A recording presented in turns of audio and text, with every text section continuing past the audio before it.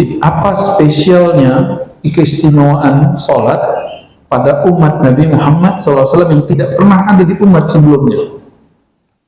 Sujud Nur Muhammad. Jadi dia katakan apa? Sujud kepada Engkau ya Allah, darahku, dagingku, tulangku, kulitku, rambutku hanya kepada Engkau ya Allah. Jadi sholat kita yang kita anggap segala-galanya itu, yang antum serius bener lagi sholat, itu ternyata baru latihan. Kalau latihan, pantesan masih sering ingat selain Allah. Untuk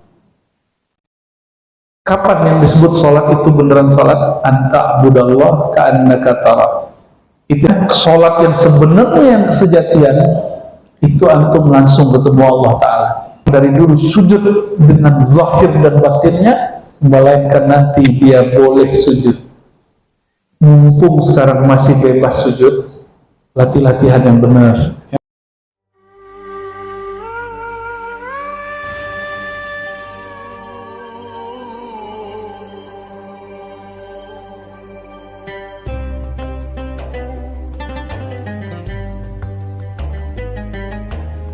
Allahumma inna nas'aluka khaira hadzal yawm wa khairan fihi wa ba'dahu wa na'udzu bika min syarri hadzal yawm syarran fihi wa ba'dahu wa nas'aluka ya rabbana an tu'awwidana min kulli syarrin ma 'alimnaha wa ma lam na'lam.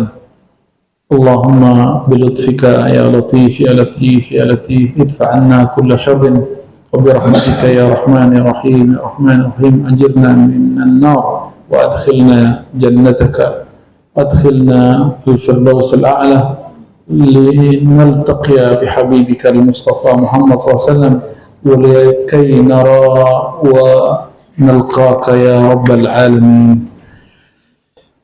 Mari kita baca suratul Fatihah untuk Nabi Muhammad SAW, dan pengarang kitab ini Abu Yasir Muhammad Al-Maliki, ayahandanya, guru-gurunya, dan guru-guru saya yang ijazahkan. Al-Fatihah. Bismillahirrahmanirrahim.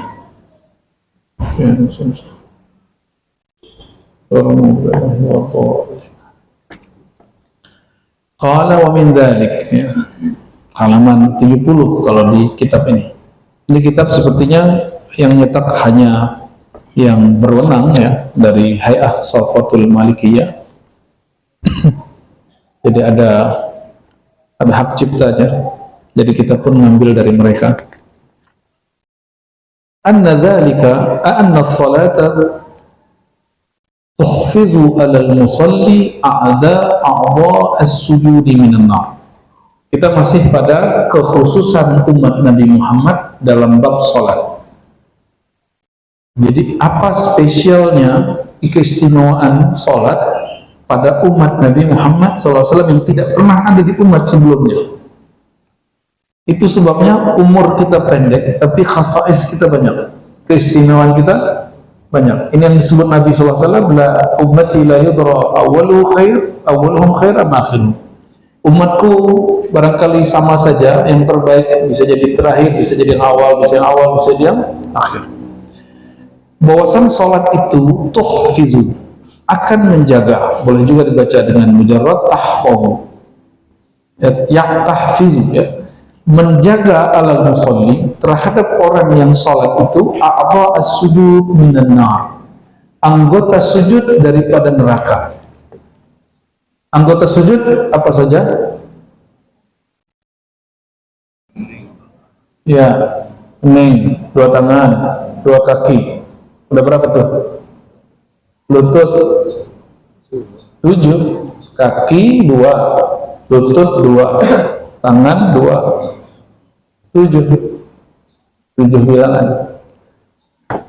Dan dalam ilmu huruf, sujud itu kalau dikasih huruf dari samping, kan orang kalau sujud dari samping itu hurufnya Muhammad Sallallahu Alaihi Wasallam. Kita kalau ke Banjar, orang Banjar suka ini itu.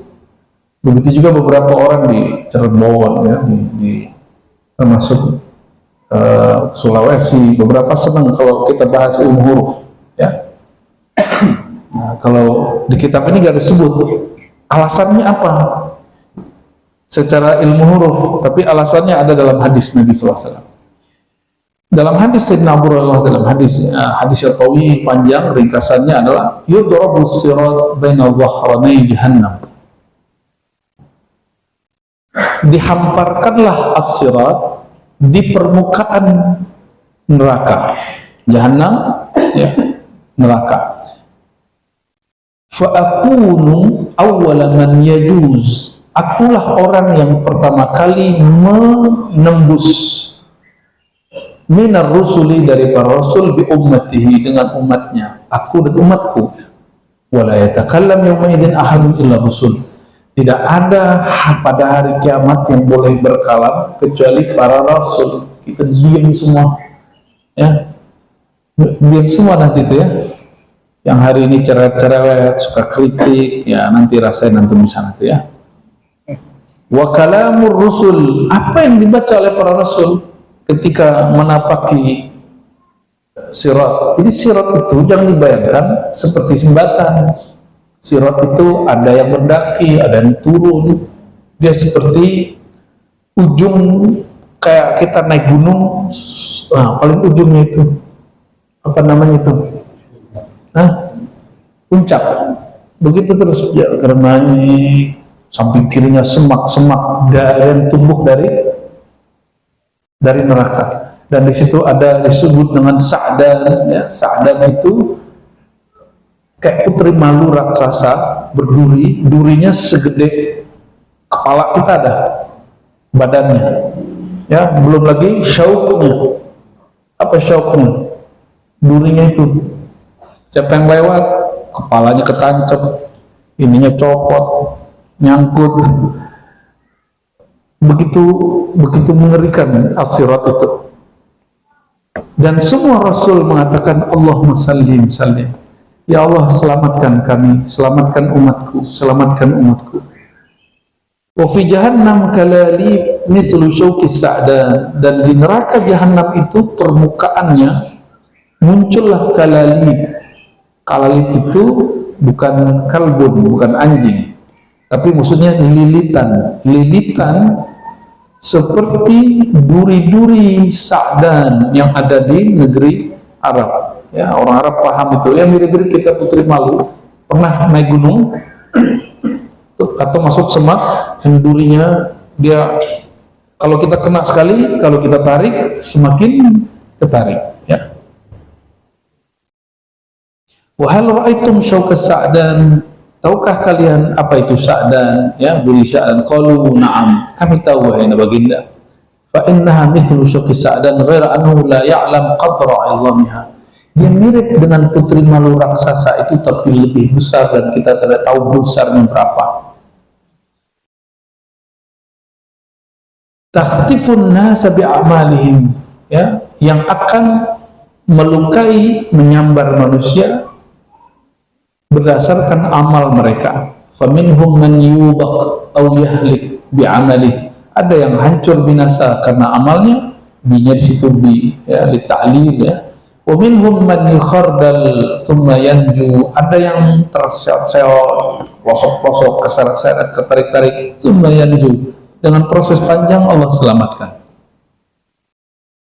Hatta idza aradallahu rahmatan man arada min ahli an-nar amara al-malaika yukhriju, lalu kalau sudah masuk neraka orang yang tadi, ya, kira-kira kalau kakinya ketusuk punya tenaga gak? Anehnya tubuh kita yang baru itu punya tenaga, dia naik lagi, kena lagi, ya. Coba bayangkan, ini mirip tapi beda. Di puncak Himalaya itu banyak orang mati, benar nggak? Tapi kena dingin. Dia berusaha naik, tapi jatuh lagi, berusaha naik, jatuh lagi, akhirnya mati. Dan mereka dibiarin aja. Mirip seperti itu, ya. Saya suka naik gunung, tapi belum suka-suka amat sih. Itu cuma ingin tahu, Rasulullah ini kan suka naik Jabal Nur, Jabal Sur. Itu berat sekali, Jabal Nur. Bapak kalau mau coba mirip-mirip Jabal Nur, itu Gunung Karang di Banten. Mirip. Naik, nggak ada turunnya, nggak ada bonusnya, nggak ada teman kita. main nanjak terus ya. Saya teringat itu petilasannya Maulana Hasanuddin Sultan Banten, ya, anak dari Syarif Hidayatullah, salah satu zuriat Nabi Shallallahu Alaihi Wasallam. Ya. Kita nyebut gini bukan mau konflik ya, bukan mau konflik nasab, tidak ada. Kita cinta dengan semua zuriat Nabi Muhammad SAW. Kita berharap rame-rame debat nasab ini udahlah, ya. Gak usah debat-debat juga di Robito Alawi, gak usah lah, mending islah aja. Ya. Kenapa? Sebagai praktisi ilmuwan, saya juga masih meneliti, masih ngajar di kampus, masih aktif nulis artikel. Ya. Bagi kita, penelitian kita boleh diterima orang, boleh ditolak. Penelitian kita nggak boleh jadi bahan doktrin keagamaan. Karena penelitian itu ijtihad, ijtihad itu imma musibun wa imma mukhti. Boleh salah, boleh benar. Kalau saya nulis dan saya meyakini benar, itu saya nggak boleh paksa ke orang loh. Ya, begitu sebaliknya. Kenapa? Karena kebenaran mutlak milik Allah, kebenaran kita nisbi, ya, nisbi. Lalu hatta ya Allah apabila ingin melimpahkan rahmat kepada ahli neraka yang dia kehendaki, amaral malaikah. Jadi sebelum Nabi Muhammad bertugas memberi syafaat, Nabi Muhammad lagi ngurus-ngurusin orang yang mau selamat. Nah, malaikat belum kerja duluan. Amaral malaikah, disuruhlah malaikat ayyukhriju minan nar man kana ya'budullah. Dikeluarkan dari neraka, agar mengeluarkan siapapun di neraka yang dia dulu pernah menyembah Allah. Ya. Faya'rifunahum, dari mana ketahuannya? Bi'athari sujud, karena bekas sujud.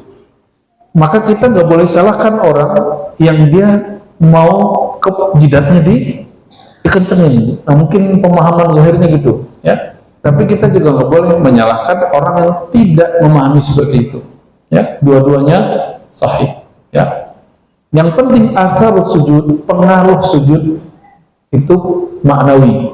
Ada asar sujud, bekas sujud.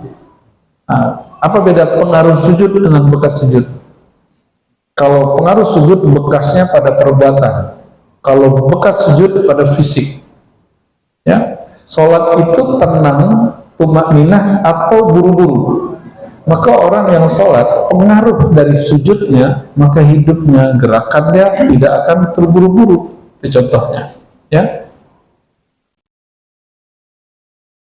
Wa harramallahu ta'ala 'alan nar an ta'kula mawdi'as sujud. Berapa tadi anggota sujud? 7. Yang 7 itu enggak boleh dibakar. Tapi badan ikut sujud enggak? Enggak. Nah, maka antum harus punya baca sujud Sayyidina Ali. Sayyidina Ali dalam hadis Nasa'i punya lafaz sujud yang diambil dari baginda Nabi Muhammad SAW. Kalimatnya apa? Sajadalaka dami wa izami. Ya Allah, sujud kepada engkau darahku, tulangku, walahmi, dagingku, rambutku, kulitku kepada engkau ya Allah. Berarti 7 tadi mencakup seluruh tubuh. Kalau saya menyebut itu sujud Nur Muhammad. Ya. Kalau itu istilah aja. Kita nyebutnya sujud apa? Sujud Nur Muhammad. Jadi dia katakan apa? Sujud kepada engkau ya Allah. Darahku, dagingku, tulangku, kulitku, rambutku hanya kepada engkau ya Allah. Itu sujud Sayyidina Ali. Dalam thariqah disebut tasawuf sujud kullu jasad. Sujud apa? Atau as-sujud al-jami'. Sujud yang jami', al-jami'ah. Sujud yang menghimpun semua jenis sujud. Orang yang sujud dengan ini, api neraka tidak jadi untuk membakar dia. Dia masuk. Mungkin ente punya kasus kali dulu. Masuk. Tapi berkat sujud itu, Allah selamatkan, tapi jangan main-main. Sesaat di neraka rasanya lama sekali. Jadi jangan sosok aneh, doa ya nggak apa-apa lah bentar di neraka. Itu perkataan ahli kitab. Ya, lan tamassanan naru illa ayyaman ma'dudah. Itu perkataan ahli kitab, orang Yahudi yang sampai sekarang jahat itu. Apa kata mereka? Tidak akan menyentuh kami neraka kecuali hanya beberapa hari. Dia tidak tahu berapa hari di sorga itu, berapa ratus tahun di sini. Sehari di neraka dan surga itu berapa di sini?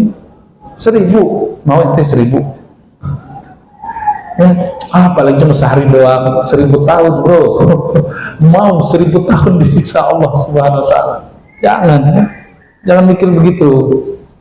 Maka salah satu doa kita adalah ajirna minan nar, ya Allah bebaskan aku dari neraka. Itu doa yang diajarkan Sayyidina Muhammad SAW, dan Nabi mengatakan, siapa yang mengatakan ajirna minan nar, hadis Imam Ahmad, maka neraka berdoa, ya Allah jauhkan orang itu dariku. Orang itu gak suka sama aku, ngambek ke neraka ya. Jika ada orang berdoa, inna nas'aluka ridhaka wal jannah, kami mohon ridhamu dan surga, maka surga mengatakan, ya Allah segerakan orang itu kepadaku. Hati-hati, inti diminta mati tuh. Ya, tapi kalau orang ngerti ilmu haqa'iq ma'rifat, ada mati sebelum mati, ada taman surga sebelum surga. Taman surga adalah semua taman-taman zikir, majelis zikir, dan majelis keilmuan tentang Allah dan Nabi Muhammad Sallallahu Alaihi Wasallam. Semoga majelis kita termasuk teman-teman surga. Amin rabbal alamin. Dan nanti sampai di surga, antum masih ngaji loh, masih ngaji, bacalah hadis-hadis itu, ya, bacalah hadis-hadis itu, ya. Kan ada yang ngirim nunjukin ke saya video, jadi saya nggak tahu juga video di mana itu ya. Lihat dulu yang apaan? Katanya ente udah pernah ke surga. Loh bukan, nggak ada kalimat di situ saya pernah ke surga. Tapi kalau saya mimpi masuk surga pernah. Beda tuh. Mimpi saya dimasukkan Allah ke surga saya pernah. Tapi saya belum pernah masuk surga. Beda atau beda? Mimpi ketemu Nabi bukan berarti saya sahabat Nabi. Saya tetap umat Nabi Muhammad SAW yang biasa kayak antum, sama. Tahu bedanya? Maka dalam ilmu hadis, antum mau mimpi tiap hari itu tetap mimpi, tidak membuat seseorang menjadi sahabat Nabi. Maka saya biasa aja kalau ada orang aku mimpi Nabi. Ini kan lagi rame Muhammad Qasim masuk ke Indonesia. Wah, ya, Pak Qasim ya. Di Malaysia ditolak, di sini diterima. Ini hebatnya orang Indonesia kan. Alhamdulillah, Pak Qasim diterima, Ki Abdul Rahman diterima. Enak hidup di Indonesia itu ya. Aliran paling aneh aja ada di sini. Antum cari aja semua agama paling aneh itu ada di Indonesia ya. Dan kita bersyukur kita masih dijaga dalam akidah Ahlus Sunnah wal Jamaah dengan dinul Islam. Alhamdulillah Rabbil Alamin. Wa harramallahu ta'ala 'alan nar an ta'khula mawdi'as sujud. Allah mengharamkan kepada neraka, terhadap neraka. Jadi Allah bikin SK kepada neraka. Harramallahu ta'ala 'alan nar an ta'khula mawdi'as sujud. Haram bagimu wahai neraka untuk menyakiti, menyentuh bagian-bagian sujud. Maka sujudnya harus oke. Saya kalau sujud begitu Pak, kalau sujud setelah baca Subhana Rabbil A'la, saya katakan ya Allah sujud kepada Engkau dalam hati. Tapi kalau pakai bahasa Arab juga bagus, sujud kepada Engkau, diriku yang zahir, diriku yang batin, ya sebutin semuanya, darahku, tulangku, semua sebutin dan rasakan nikmatnya, ya. Itu kalau ada orang sakit-sakit badan, ya. Ini rahasia saya sebenarnya, saya bagi aja badan tuh. Saya kalau capek-capek gitu caranya, capek banget, nggak bisa lagi udah sujud agak lama dikit. Saya kan Pak biasa sholat termasuk paling cepat ya. Karena bagi saya sudah tenang. Ketenangan itu mau baca sekali, 2 kali, 3 kali, kalau tenang udah naik kepala, kan hatta yatma'inna, sehingga kolbumu tenang, gerakanmu tenang. Malah yang lama itu kita gerakan mau turunnya itu lama, mau naiknya lama, karena sudah tenang duluan, dan itu nikmat. Ya, fayakhrujuna wa qad intahamhashu ay ihtaraku fayasubbu alaihim ma'ul haya fayanbutun nabatal habbah fi hamilis sayl. Kalau orang habis kebakaran, ini ada pakar kebakaran nih ya, Bang ya. Orang habis kebakaran, gosong nggak? Gosong. Fayakhrujun wa qad intahashu. Mereka keluar, badannya gosong, nggak dikenal tuh wajahnya wajah apa. Tapi bagian sujudnya tidak. Maka yang sujud apa? Tidak, hidung mesti kena. Jangan sujud nggak kena hidung, itu sujudnya nggak naik. Jadi sujud itu mesti kena jidat. Kenapa kita pakai kopiah dianjurkan? Supaya rambut tidak menghalangi, satu helai pun tidak boleh. Satu helai pun nggak boleh. Jadi mau kayak antum kayak Gus Bahar gitu ya, nggak apa-apa, tapi ketarik rambutnya. Jangan sampai kayak ente nih, ya, nggak boleh kayak satu nih. Ya, harus diulangin lagi. Jadi kalau rambut tuh diginiin lagi gitu, supaya tidak. Jadi satu rambut itu sujudnya nggak sah, sujudnya nggak sempurna. Secara hakikat tidak sah, secara fikih tidak sempurna. Sholatnya masih sah, tapi tidak sempurna. Karena sujudnya masih kehalang. Ya, fikihnya begitu, syariatnya begitu. Mau lawan apa kita? Hatiku udah sujud, itu urusan kamu. Allah mau menjaga tubuh ini, bukan hanya menjaga kolbu. Kalau ingin menjaga tubuh daripada api neraka, sederhana aja, sujud, sholat. Mau marifat ente setinggi apa, saya nggak sama badan. Saya nggak badan. Kalau makrifat di ruh, hakikat pada sir, zikir di kolbu, mungkin udah beres semua tuh, ente udah jadi wali. Tapi tubuhnya dijaga nggak? Ya, ku anfusakum wa ahlikum nara. Jagalah dirimu. Ada diri yang zahir, ada diri yang batin. Orang-orang yang belajar hakikat makrifat baru menjaga yang batinnya, belum menjaga yang zahirnya. Sebaliknya, kebanyakan kita orang awam hanya menjaga yang zahirnya, tidak menjaga yang batinnya. Buktinya apalagi sholat masih ingat-ingat yang mana-mana. Itu enggak? Tandanya antum sholat tapi nggak sayang sama batinnya. Berarti wajib nggak belajar ilmu zikir?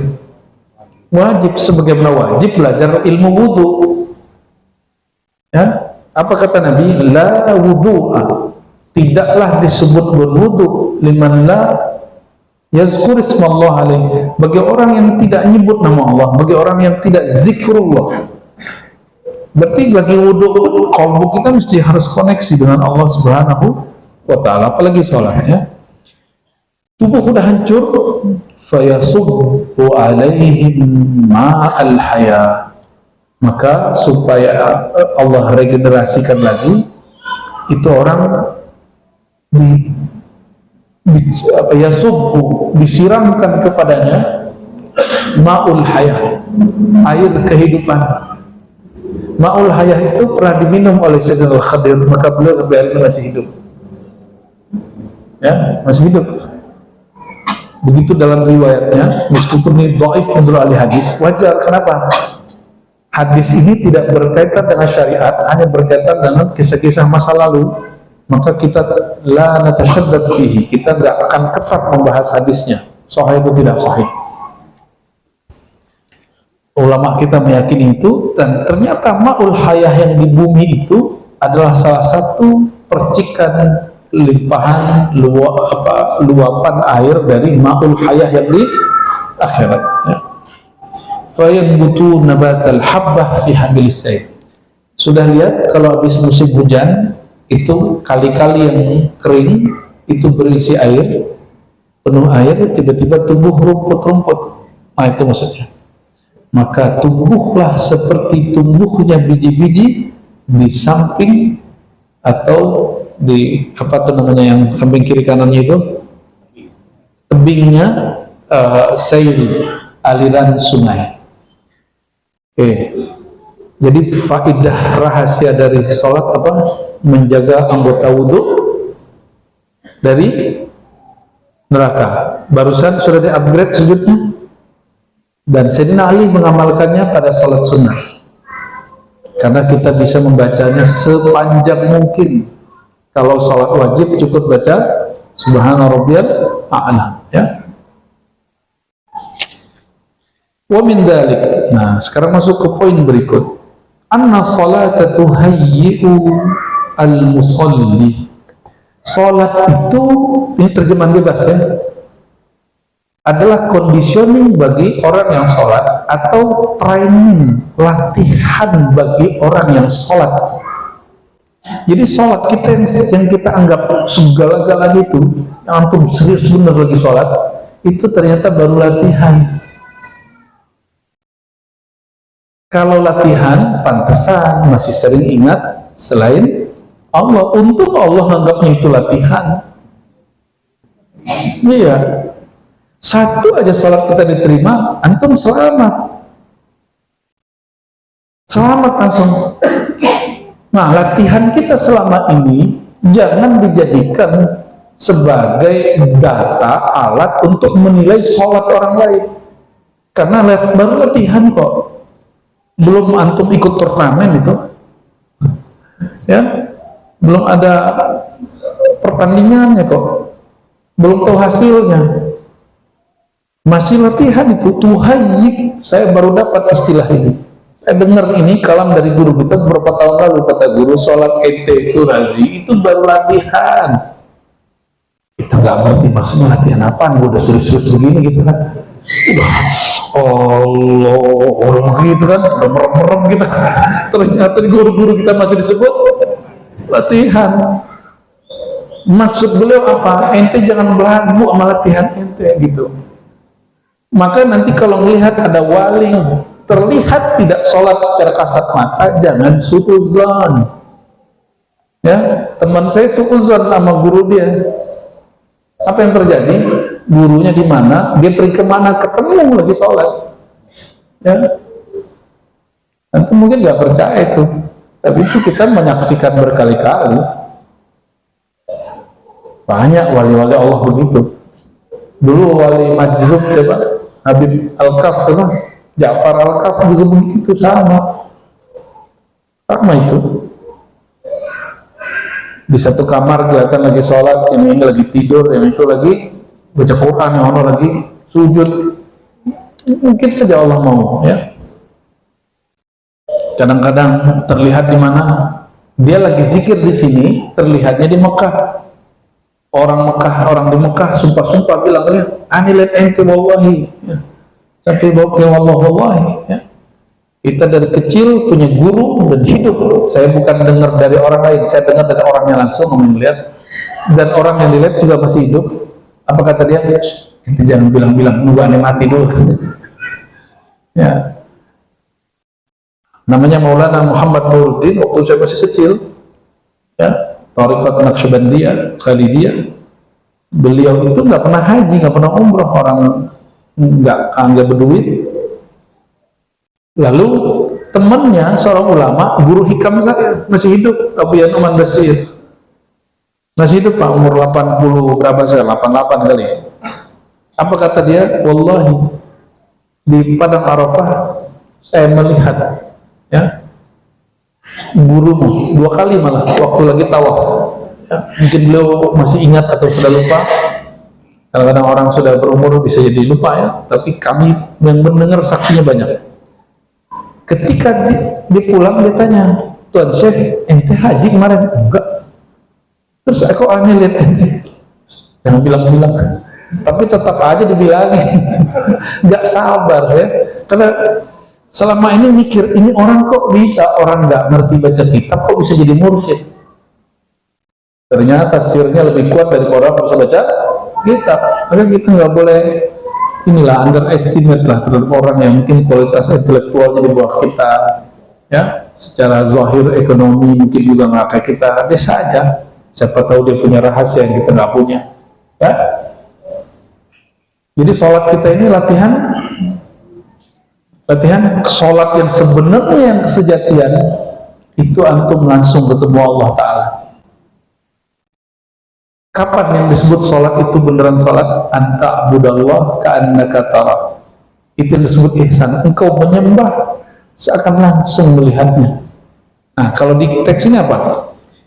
As-salah anna salata tuhayyi'ul musalli. Sholat itu pengkondisian latihan bagi orang yang sholat. Oke? Latihan. Wa ta'udduhu, dan dia mesti mempersiapkan latihan ini lis-sujudi yawma yud'al khalaiq lis-sujudi rabbil alamin. Dia siapkan, dia berlatih supaya nanti jika dipanggil oleh Allah pada hari kiamat, sujudlah kepada Allah Rabbul Alamin, dia sudah tahu cara sujud. Oke? Jadi jangan bangga dulu sama sholat kita ya. Apa dalilnya? Surat Al-Qalam 42-43. Allah berfirman, "Yauma yukshafu an saqin." Pada hari disingkapkan pada saq. Saq secara harfiah artinya betis. Orang Wahabi senang benar beginian. Berarti Allah punya betis katanya. Ya, udah terserah ente dah ya. Kalau mohon maaf, betis perempuan bagi laki-laki menariknya, berarti rahasia nggak? Maka kita secara ma'rifat menemahkan rahasia ilahiyah, sirrul rububiyah. Ketika Allah singkapkan rahasia ketuhanannya, nah, gitu. Boleh nggak diterjemahkan betis? Ya boleh, terserah ente, kan nanti punya hak juga terjemah.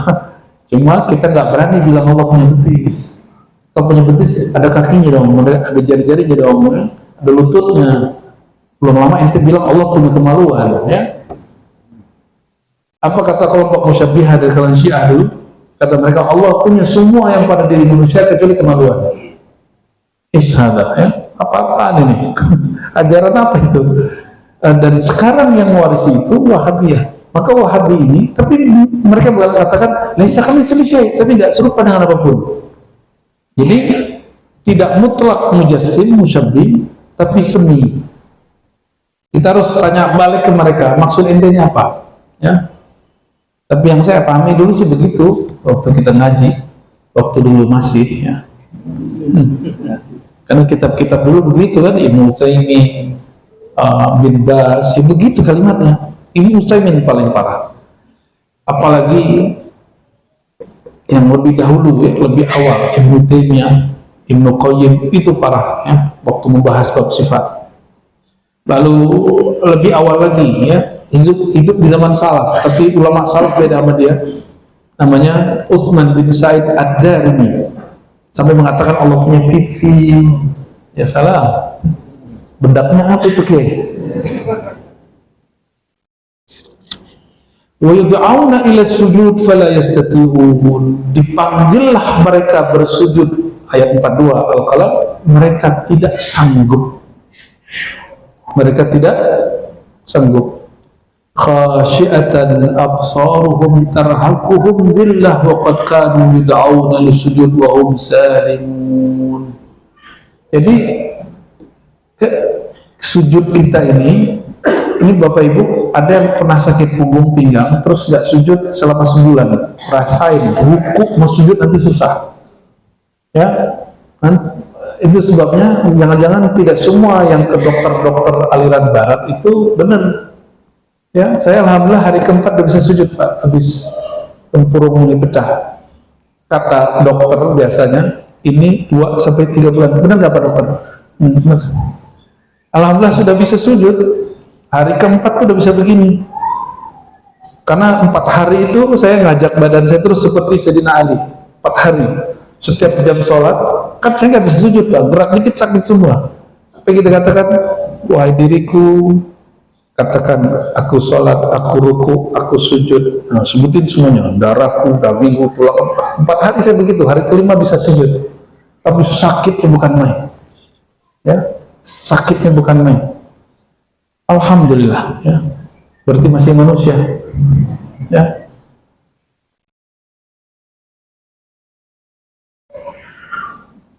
khasyiatan absaruhum, basar mereka khusyuk. Jadi khusyuk itu adalah ketundukan anggota. Khusyuknya mata menunduk ke bawah, khusyuknya tangan. Maka cara sujud gimana? Cara sujud coba ya. Jangan sujud kayak guguk begini, naikin ya. Coba sujudnya gimana? Agak diangkat sedikit, terus jari-jarinya semuanya ke depan, bukan tegang, lembut saja ya. Enggak rapat juga enggak begini, lembut, relax. Jadi sujud itu posisi relax, posisi relax sama dengan angkat, jangan begini gitu ya. Itu ente kayak lagi mau tarik piring itu. Sujud mau ngangkat tangan pun Allah itu relax. Sholat itu kata Nabi, arihna bis shalah, rilekskan kami dengan sholat, istirahatkan kami dengan sholat. Berarti sholat juga terapi untuk diri sendiri, pertolongan pertama untuk diri kita sebelum kita berobat ya. Sepakat Pak Dokter? Ini kalau nggak sepakat juga nggak apa-apa. Ya. Kaki mesti ditancapkan, yang sibuk ditancap begini. Iya. Itu tanyalah sama ahli-ahlinya, itu luar biasa ya. Efek ke badan itu luar biasa. Saya kalau pegel aja itu tinggal sujud lama-lama itu balik semua. Kepala kita ini butuh darah, Dokter, butuh darah karena dia di atas. Kadang-kadang naik darahnya sulit, benar nggak? Itu sebabnya kita darah tinggi. Ini kan pengalaman saya yang sering darah tinggi. Alhamdulillah beberapa waktu ini sudah darah tinggi karena ikut terabasan. Tapi akibatnya jatuh ya. Apa yang saya rasakan kalau kita sujudnya benar, itu kita jarang mengalami itu. Tapi kalau sudah kena baru sujud, aduh sakitnya juga bukan main. Ya, tapi tolong sujud bukan obat seperti obat yang ada di dokter. Dia cuma semacam rahat, arihna, merehatkan. Kalau obat datang ke dokter, ya. Kalau obat datang ke dokter, dia semacam pengkondisian saja. Waqad akhbara subhanahu wa ta'ala bihadhihi al-ayatil karimah an mawqif iftihani mukallafin bisujudi wal qiyam wa dhalika nasrun yakshifu an nurin azim. Beliau Abu Ya Said Muhammad menerjemahkan, disingkapkan apa? Betis itu diartikan nurin azim, cahaya yang agung. Yatajalla bihi ala ahli al-mawqif, yang Allah tampakkan kepada orang yang berada di wukuf mahsyar, disebut mawqif. Jadi wukuf kita di haji itu latihan nanti wukuf di padang mahsyar, namanya mawqif. Jadi semua yang kita lakukan hari ini pelatihan. Ya, itu yang saya rasakan waktu haji. Jadi waktu di Arafah seakan-akan ini miniatur kita mau ke sana. Panasnya bukan main, orang cari tempat ya. Ketika dia sudah deal dengan maktab ini ternyata nggak bisa sampai, akhirnya hubungin ini, nggak ada yang bisa. Di saat itu berdoa, ya Allah, kalau emang Engkau takdirkan hajiku diterima, tolong mudahkan. Banyak yang begitu. Ada juga yang ngancam-ngancam, yang diancam travelnya, ya nyesel aneh ente, ya balikin duit aneh gitu. Banyak begitu. Allahu Akbar. Keluar semua wataknya. Dia kira semua hal mesti bisa dibayar duit. Duit udah berlaku saat itu. Ente punya duit 1 M bawa cash, nggak kepakai. Nggak ada orang mau terima. Itu latihan mauqif. Latihan mauqif. Wukuf di Arafah, latihan nanti wukuf di padang mahsyar, namanya mauqif. Allahumma sholli ala sayyidina Muhammad. Semoga segera berhaji ya. Ya, mumpung masih ada berapa tahun ini lah, kita nggak tahu tahun-tahun berikutnya. Segera haji. Ya, punya duit bayar banyak sekalian. Nggak usah ditumpuk-tumpuk. Ya. Tapi kalau enggak ya juga umroh aja lah. Kan liman istata'a ilaihi sabila, bagian sanggup aja. Dalam hadis Abu Sa'id, orang-orang mauqif dipanggil sujud, Nabi SAW bersabda, yakshifu rabbuna an saqin fayasjudu lahu kullu mu'minin wa mu'minatin. Ketika Allah menampakkan nur azim, rahasianya tidak jadi rahasia lagi, keindahannya. Ya. Imam Syafi'i itu hafalannya rusak habis melihat keindahan betis seorang perempuan. Bukan dia hafalannya rusak, dia mau hafal pikirannya ke sono mulu gitu. Itu baru melihat lawan jenis. Kalau perempuan nggak tahu melihat apa. Melihat apanya laki-laki yang bikin kemudian kepikiran mulu. Saya nggak tahu lah ya, nggak pernah jadi perempuan soalnya. Nanti tanya sama teteh-teteh itulah ya. Pakai nuduh perempuan matre katanya. Yakshifu Rabbuna an saqin fayasjudu lahu. Ketika Allah meningkatkan keindahan rahasianya yang selama ini tidak pernah dibuka di bumi kecuali bagi ahli ma'rifatullah, yasjudu lahu, sujudlah kepadanya semua orang yang mukmin dan baik laki-laki dan perempuan. Wa yabqa man kana yasjud fi dunya riya'an wa sum'ah. Tapi ada yang nggak bisa kepalanya sujud karena dia dulu sujud riya dan sum'ah, ingin disebut alirannya apa, biar sunnahnya apa gitu ya, ini sujud sunnah, ingin disebut sujudnya ala sunnah apa, kelompok apa. Bukan itu sujud kita. Ente sholat bukan karena disebut mau aliran apa, manhaj apa. Sujud itu karena ingin disebut hamba Allah, supaya Allah memanggil kita hamba. Bukan karena kita aswaja sujud kita begini, bukan ya. Jadi kita beramal pun begini bukan karena ingin disebut aswaja. Kita beramal ini supaya Allah terima kita sebagai hamba Allah. Ini hati-hati yang debat-debat aswaja, wahabi, aswaja, wahabi. Ini udah jadi berhala. Yang salafinya menganggap manhaj dia segala-galanya, aswaja menganggap disebut aswaja itu segala-galanya, sehingga berbangga dengan gelar-gelar singa, songong, hawa aswaja ya. Singa aswaja apa songong aswaja. Wa yabqa man kana yasjud fid dunya riya'an wa sum'ah. Orang yang riya dan pamer sujud, dia tidak sanggup untuk kepalanya sujud karena dia nggak ngelihat. Berarti Allah mengkasyaf, membuka. Jadi di akhirat pun ada kasyaf yang orang-orang munafik tidak sanggup melihatnya, nggak bisa melihat. Orang sudah melihat, dia nggak ngerti ya. Fayadhabu liyasjuda fayaudu zahru tabqan wahidan.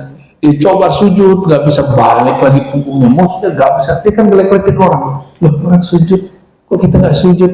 Dicoba kalau sujud nggak bisa, balik lagi ya.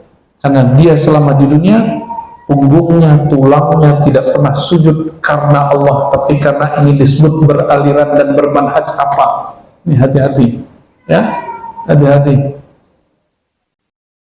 Saya dulu begitu kalau sujud, sujudnya tangannya harus begini, kakinya harus menaik kaki orang supaya disebut bermanhaj ya, begitu deh. Bukan karena ingin disebut hamba Allah, itu beda. Silakan sujud begitu, tapi niatnya dibenerin. Boleh nggak nanti orang kalau kita berdiri terus kaki dicari-cari? Nggak apa-apa, terserah, itu urusan dia. Ya kan? Ada orang sholat dari kaki, itu tadi itu. Wa fi riwayatin qala sallallahu alaihi wasallam fayukshaf an saqin wa la yabqa man kana yasjud lillah min tilqa'i nafsi illa adinallahu bisujud. Maka disingkapkanlah keindahan Allah Ta'ala itu sehingga tidak ada yang tersisa orang yang sujud min tilqa'i nafsihi, dari dalam dirinya, illa adzinallahu lahu bisujud. Orang yang dari dulu sujud dengan zahir dan batinnya, melainkan nanti dia boleh sujud. Mumpung sekarang masih bebas sujud, latihan yang benar ya. Baca yang tadi yang dibaca Sayyidina Ali supaya kita zahir batin bersujud kepada Allah Subhanahu wa taala. Wala yabqa man kana yasjud ittiqa'an riyan, sama dengan tadi, ila ja'ala zahru tabaqatan wahida kullama yasjud kharra ala kafa. Jadi orang itu yang riya tadi, dia setiap kali mau sujud itu Allah jadikan punggungnya nggak bisa bengkok, nggak elastis, ya nggak elastis. Setiap kali dia mau sujud, punggungnya sama badan-badannya jatuh. Jadi yang sulit sujud, ruku sekarang coba latihan beneran deh ya. Ya, jangan-jangan ada terapi yang kurang bagus. Harusnya apapun penyakitnya boleh sujud dan boleh ruku. Ya. Wal kashfu an as-saq al-warid fil ayat wal hadis yufassiruhu ma ja'a an Abi Musa. Adapun kalimat betis saq, ya, itu dapat diartikan sesuai hadis Abu Musa dari Nabi SAW.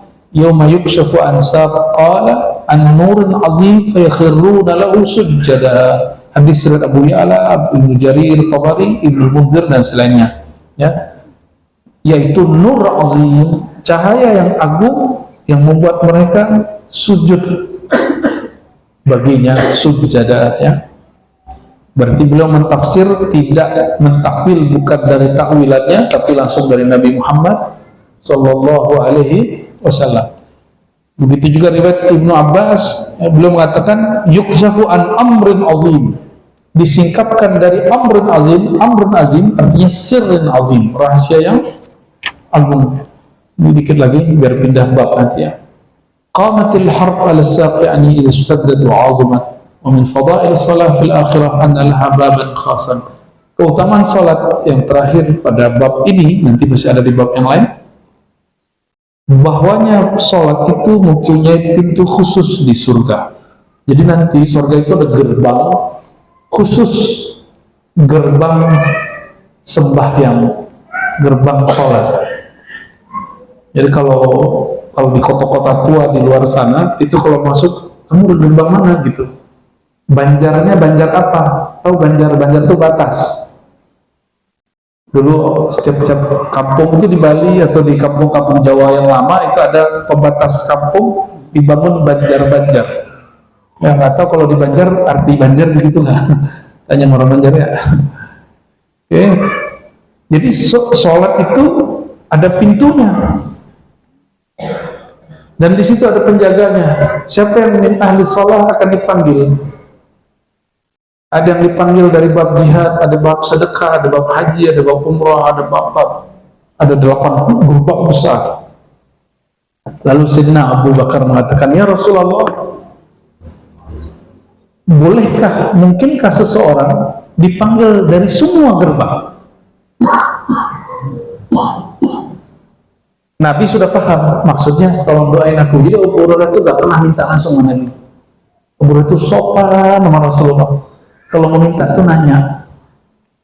Jadi minta itu nggak bilang Rasulullah doain aku dong kayak Ukasyah.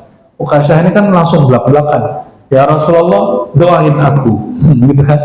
Aku jadi orang yang begitu. Kalau Sayyidina Abu Bakar nggak? Abu Bakar mengatakan, ya Rasulullah, adakah orang yang dipanggil dari semua pintu?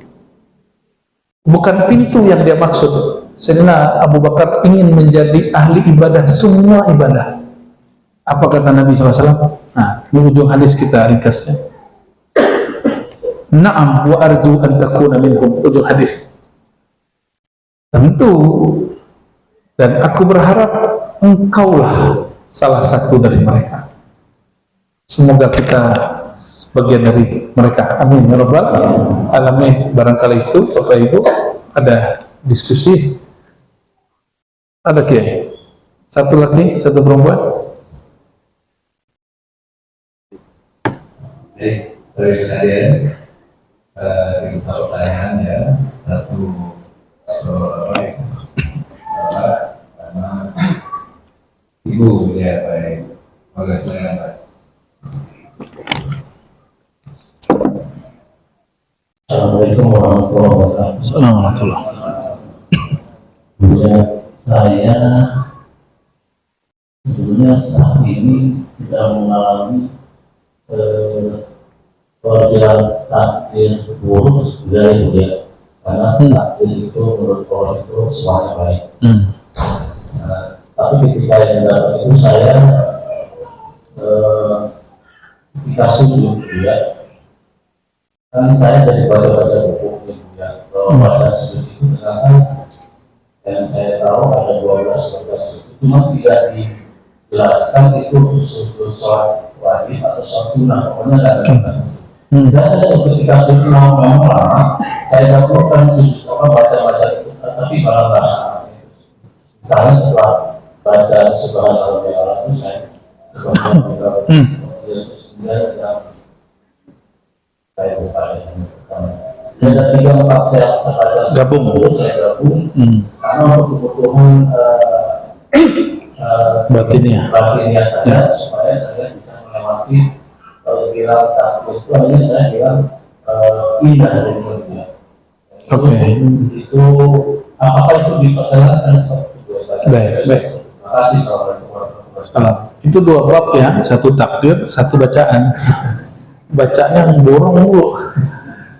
Jadi pertama, bolehkah menggabung beberapa bacaan riwayat dalam 1 rukun? Itu dijawab oleh Imam Nawawi dalam Majmu' beliau Syarah Muhadzab, bahkan lebih dari 12 barangkali ya bacaannya. Beliau mengatakan dianjurkan bagi seseorang jika dia mempunyai waktu untuk membaca semua riwayat itu, semua jenis redaksi itu. Jadi antum kalau hidup di zaman Nawawi, dia sholat sunat itu baca sujudnya lama. 1 riwayat Abu Bakar, riwayat Ali, pindah ke Ubadah bin Samit, Abu Sa'id, Ibnu Umar, sampai kepada riwayat-riwayat yang dhaif digabung semua. Yang 12 itu mungkin yang sahihnya. Hasannya belum dihitung, dhaifnya belum dihitung. Imam Nawawi mengatakan, engkau amalkan hadis dhaif itu meskipun sekali, siapa tahu hadis dhaif itu tidak dhaif. Siapa tahu hadis dhaif itu tidak dhaif. Dhaif itu kan penelitian. Ya, siapa tahu ada penelitian lain yang mengatakan tidak. Contoh, ya, kitab Ihya diteliti oleh Imam Subki, lalu Iraqi, ketemu hadis yang tidak ada sumbernya 300. Sekarang kita teliti, itu nggak nyampe 50, ya nggak ada sumbernya. Pas saya tanya sama teman saya, itu mah ente nggak ketemu sumbernya, aneh ketemu semua, kecuali 20. Misalnya juga sisa sama dia. Kita akhirnya mikir, Imam Ghazali baca kitab hadis apa aja? Dia baca kitab hadis yang saya merasa saya ini ahli hadis loh Pak tadinya. Saya tadinya merasa hadis dan saya tobat dari hal itu. Ya, kenapa? Ternyata Imam Ghazali baca kitab hadis yang saya nggak baca. Yang makhtutotnya sudah nggak ada sekarang. Ada di zaman dia. Ya, sempat kemudian dimunculkan para ulama judulnya Al-Ajza Ibnu Abi Dunya, ya, kumpulan-kumpulan hadis-hadis tematik Ibnu Abi Dunya itu paling banyak dikhatamkan Imam Ghazali, dan beberapa manuskripnya sudah nggak ketemu hari ini. Jadi kalau kami debat manuskrip bukan masalah nasab, kami belum debat manuskrip nyari sumber hadis, ini hadis sahih nggak sahih. Kan Imam Ghazali itu tidak pernah dia menyebut satu riwayat kecuali ada sumbernya. Saya nggak memakai ungkapan bahwa Imam Ghazali nanya ke Nabi malam hari yang sahih, saya nggak pakai itu. Kalau ahli hadis nggak pakai itu Pak. Walaupun saya terima bab itu secara zauqiyah, secara spiritual, tapi secara ilmu hadis itu ilmu empirik dan ilmu intelektual. Jelas barangnya ada yang terlihat, terdengar, dan terfikirkan, itu ilmu hadis. Jadi datanya mesti empirik, cara penelitiannya mesti intelektual, ya, rasional, secara rasio. Jadi boleh, malah dianjurkan, tapi jangan jadi imam atau jadi makmum, nanti kesel sama imam. Ya, gue belum selesai baca udah naik aja, ntar merasa ini lagi, kayaknya sholatku, sujudku lebih tinggi dari imam. Kan gawat lagi Pak. Padahal niatnya tadi mau sujud. Sujud kan berarti mau tawadu. Nih hati-hati ya. Terus ya teman kita banyak dulu yang begitu. Lu bacaannya baru segitu hadisnya. Gue udah ngamalin nih. Bener 12 disebut. Kita timpalin 12 yang sahih menurut Syekh Fulan. Ya, menurut imam yang lain, Nasa'i aja nyebutin riwayat banyak. Lebih dari 12. Lebih dari 20 Nasai, Al-Baihaqi, banyak lagi, Asna Al-Kubra, ya, banyak. Kalau ngaji hadis itu seru, ya. Nantilah kita buat daur hadis lagi di sini. Daurah, kan orang nulis sifat sholat Nabi ala Albani. Nanti ada Pak, sifat sholat Nabi menurut Imam Syafi'i. Antum kalau ada Albani, ada Syafi'i, ikut yang mana? Imam Syafi'i itu amalan dia gak pernah keluar dari sunnah. Dan dia memilihkan sunnah yang terbaik di zaman itu. Zaman dia dengan Nabi hanya 2 abad. Albani wafat tahun 99 kemarin. Jarak dia dengan Nabi 14 abad. Kalau ada orang mengatakan ini sunnah Nabi, mana yang lebih muktabar? Yang awal atau yang akhir? Ya, tapi kalau kemarifatan boleh jadi orang akhir yang kuat, karena knowledge dia lebih dalam. Gitu Pak ya. Terus takdir buruk itu persepsi kita di sisi Allah, semua yang dia mau baik. Ya, betapa banyak orang yang dibuat susah hidupnya di masa muda, itu secara zahir buruk, tapi dia karena susah itu jadi bisa berdikari, jadi cerdas, ya, tahu jalan keluar, tahu manajemen konflik. Konflik itu jelek, benar nggak? Tapi konflik itu kalau disikapi dengan bab tadi, itu jadi guru. Oh, kalau konflik, ini loh manajemen konflik. Nanti kalau konflik di rumah tangga, di rumah, di komplek, di masyarakat, ada loh caranya. Ternyata caranya cuma satu doang. Ini tuh, ngomong yang baik ya, sampaikan yang baik, itu doang Pak. Fa'aslihu baina akhawaikum. Islahkan, pakai islah, pakai doa. Mengislah orang pakai doa, pakai mulut. Pakai mulut. Itulah hebatnya politisi. Itu sebabnya juga kenapa politisi itu sekarang musuhan, besok temenan. Ini ya terserahlah, ada pimpinan partai yang mulutnya mak sih wajar ya, kita malu nih ya, tapi gitu-gitu kan anak proklamator ya kan. Ya, kita doakan mereka baik-baik aja ya, karena negara kita demokrasi, kita sangat memerlukan partai, pimpinan partai, anggota partai. Kita doakan mereka diilhami nur amanah, nur adalah, amin ya rabbal. Jangan menonton dulu capek. Satu lagi di belakang, siapa tadi? Oke, silakan. Assalamualaikum warahmatullahi wabarakatuh. Ya, dan saya juga seperti yang saya sampaikan tadi bahwa saya sholat adalah menjaga anggota wudhu dari neraka. Yang ingin saya tanyakan, bagaimana dengan orang yang wudhunya tidak sempurna? Yang kedua, saya melihat ada beberapa orang yang berwudu dengan memakai air berlebihan. Namun saya juga melihat ada orang yang berwudu hanya menggunakan seperti semprot, spray gitu. Terutama ditemui ketika kita sedang kurang gajinya. Baik. Terus yang ketiga, bagaimana kalau kita berwudu, namun di dalam perasaan kita itu seperti kayak dua kali dan itu berulang kali gitu. Nah, bagaimana kita untuk menjelaskan rasa seperti itu? Jadi ngaji fikih deh Kian jawab ya. Terima kasih ya atas jawabannya. Assalamualaikum warahmatullahi wabarakatuh. Wudu itu dua aja, tidak sempurna atau tidak sah. Tidak sempurna masih sah, tidak sah ya sudah. Ya, wudu itu sederhana ya, faksilu wujuhakum wa aydiyakum ilal marafiq ya, jika kamu hendak sholat maka basuhlah, bahasa lama tuh faksilu, basuhlah wajahmu dan tanganmu sampai marafiq. Marafiq mana sini ya, sikut ya, sikut sini, basuh bukan diguyur, bukan ya, dibasahin maksudnya.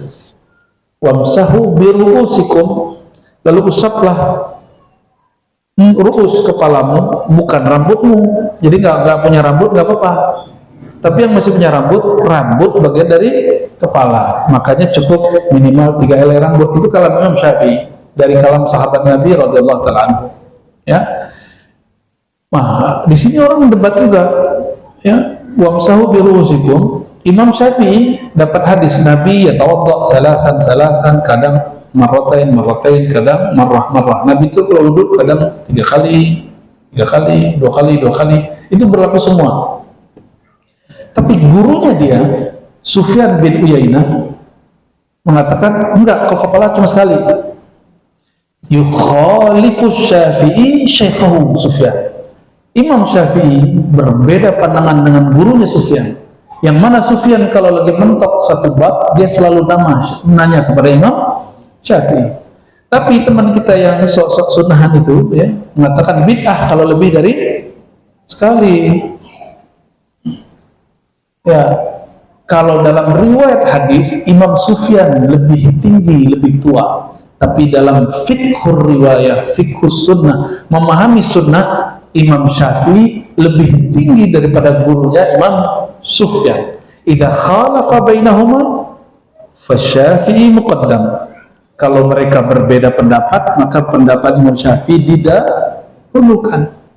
Gitu caranya. Ada ilmunya, ada manhajnya, ada kaidahnya. Ya. Jadi kalau kepala boleh 3 kali, boleh 2 kali, tapi bukan diguyur ya, cuma diusap. Kalau ini dibasuh. Terus untuk semua itu sampai kaki dan mata kaki, apakah perlu air yang banyak? Tidak. Apa kata Nabi? Iqtasid walau kunta fin nahrin jarin. Hendaklah kamu hemat air meskipun di air mengalir. Air mengalir itu dulu sungai. Sungai ada habisnya? Bener nggak ada habisnya? Udah berapa kali habis di sini? Ya, orang dulu nggak ngira tuh kali dia bakal kering. Sekarang kering, Pak. Kenapa? Orang nyedot semua pakai sobot semua. Kering. Makanya depan-depan rumah kita ya, kalau nggak hujan, airnya dikit, akhirnya sampah-sampah membusuk. Ya, itu asbab orang kalau mandi, kalau mandi kita lagi sabunan, airnya masih ngucur, kita biarin aja. Kita mikir, paling gua doang. Jika ada 1000 orang, bicaranya sama ngomong begitu, berapa kubik air keluar? Antum lagi wudhu di bawah di masjid, lagi antara wajah dengan tangan, airnya ngucur, dan antum mikir gini, paling saya doang. Setiap hari di sini, ini biasa rata-rata berapa orang sholat sini ya? 40, 100? 100 lah ya, anggap 100 menghibur diri. 100 orang, 5 waktu. 500 dan mikir begitu setiap hari. Wajar air kita habis. Ya, wajar air kita cepat habis. Akhirnya hari ini orang Indonesia yang negeri hujan minumnya pakai air galon. Itu sudah fitnah akhir zaman. Ini orang nggak sadar loh. Orang udah nggak sadar. Bapak minumnya pakai air apa? Air galon. Padahal air kita melimpah. Air kita udah nggak enak karena udah biasa minum air galon. Kalau orang biasa minum air tanah, nggak biasa juga minum air galon. Ya. Dulu ayah saya menikah dengan ibu sambung, itu nggak bisa kalau minum air galon. Dia bisanya air mesti dimasak. Nah itu air sumur kalau bisa. Ya. Jadi kalau saya datang ke rumahnya, lidah saya harus ini dulu, coba-coba cip dulu. Rasa tanah, rasa tanah gitu. Sama, dia kalau datang ke rumah kita, dia juga nggak nyaman. Begitu. Bapak Ibu, jadi kalau wudhu, airnya mesti hemat. Ya, karena kita sepanjang hidupnya. Terus yang kedua, bolehkah dengan spray? Itu macam cara. Di zaman Nabi itu kalau wudhu, itu ada sahabat yang khidmat. Itu sahabat berebut khidmat. Mereka bawa kantung air dari kain, dituangkan kepada Nabi sedikit-sedikit. Tangan, terus ulang lagi 3 kali, mulut. Jadi nggak ada air buang. Kumur-kumur, lalu istinsyak hidung, nggak ada air buang. Setiap kali gerakan, ambil, nggak ngambil, airnya nggak keluar. Terus apa lagi? Nabi cuci wajah, ambil sedikit, ulang lagi. Jadi di saat Nabi mengusap, airnya nggak tuang, nggak dialirkan. Begitu cara Nabi. Lalu kalau pakai spray gimana? Ada yang merusak nggak? Jadi ini yang perlu diperhatikan. Kalau kita merubah cara, apakah merubah kesucian air? Kalau pakai spray merubah nggak? Enggak, sudah silakan. Kalau saya sering wudhu pakai gini kalau lagi umroh haji, ya, ambil satu gelas dari zam-zam itu, terus kita wudhu aja. Nah, yang terakhir itu ghurur syaitan, ya, hati-hati, waswas syaitan, itu waswas syaitan, ya. Kalau wudhu terus terasa kok kayaknya ada keluar, ada gerak, itu kalau Nabi sendiri, apa kata beliau? Jangan kamu menganggap wudhu membatal. Kenapa? Karena syaitan menggerakkan, mohon maaf, bagian dulurmu, gitu. Jadi syaitan bisa niup-niup juga, Pak, jorok juga itu, ya. Jadi kita ngerasa kayak, nah, maka dalam ilmu usul fikih ada namanya al-istishab, baqa'u makana ala makana. Selama belum ada bukti bahwa kita kentut, bukti orang kentut apa? Apa kata Nabi? Hatta tasma, sampai kamu dengar suara, atau tushum raihataha, kamu mencium baunya. Kan ada baunya, ya? Khas loh baunya itu. Ya, kecuali anginnya Nabi, gasnya Nabi itu nggak bau. Sallallahu alaihi wasallam. Semua koran Nabi itu harum, keringatnya harum, bau mulutnya harum. Kalau kita gimana mau harum, makannya jengkol. Orang Betawi makannya jengkol. Ya. Di surga ada jengkol? Mudah-mudahan ada, katanya. Saya juga berdoa begitu, biar pete ada di sana dan durian, ya kan. Baik, kira-kira itu Bapak Ibu. Semoga bermanfaat. Semoga kita tambah cinta Rasulullah SAW, tambah semangat sholat, tambah semangat belajar rahasia-rahasia sholat, sehingga sholat tidak lagi jadi beban, justru jadi hiburan batin kita kepada Allah SWT. Inilah yang dikalamkan masyayikh terdahulu. Kau mencari hiburan ke mall, ke pasar, ke gunung, hiburanmu ada di dalam hatimu, yaitu sujudmu. Ya Allahumma ja'al salawatina rahatan liqulubina. Ya Allah, ya Allah yang menguasai hati kami, jadikan salat kami seperti Rasulullah menjadikan salatnya seperti hiburan. Ja'al as-salata rahatan lana. Ya Allah, ampuni kami yang selama ini salat karena malas, salat karena terpaksa, salat karena malu, salat karena riya. Ya Allah, Nabi Engkau mengatakan nanti akan dipanggil orang-orang untuk bersujud di mauqif pada mahsyar, dan semuanya sujud kecuali orang-orang yang dulu riya, orang-orang yang dulu sujud karena ingin dipandang, dipuji, ingin disebut orang soleh. Dia sujud karena ingin pamer. Ya Allah, kami sering pamer, ya Allah, kami sering pamer. Tolong ya Allah, sembuhkan hati kami, sembuhkan hati ini dari sum'ah dan riya. Tidak hanya dalam sholat ya Allah, dalam haji dan umrah kami pun sering pamer ya Allah. Kami sering pamer bahwa kami sedang berhaji, sedang wukuf, sedang tawaf, sedang sa'i, sedang berihram. Ya Allah, ya Sattar al-Uyun, wahai yang menutup semua aib, tutuplah aib kami di hadapan Engkau ya Allah, lalu di hadapan makhlukmu ya Allah. Allahumma a'inna ala hubbika wa hubbi habibika al-Mustafa. Ya Allah, kami tidak sanggup untuk mencintai Engkau ya Allah. Namun jika Engkau memberi rasa cinta itu, tentulah kami dengan mudah mencintai Engkau ya Allah. Fa'inna fahablana, maka ya Allah, anugerahilah kami rasa cinta kepada Engkau, rasa cinta kepada kekasih Engkau Nabi Muhammad SAW. Waj'al hubbana iyyahu akthar min anfusina wa ma siwa. Ya Allah, jadikan cinta kami kepada kekasih Engkau Nabi Muhammad lebih tinggi daripada kami cinta kepada diri kami, cinta kepada pasangan, anak, istri, dan semua yang kami tahu. Ya Allah, Allahumma ya Nur, ya Nur, ya Nur, ya Allah yang menjadi sumber cahaya, yang cahayanya sangat indah. Yauma yukshafu ansa, jika cahaya Engkau singkapkan di padang mahsyar ya Allah. Izinkan tubuh kami yang hina ini bersujud kepada Engkau ya.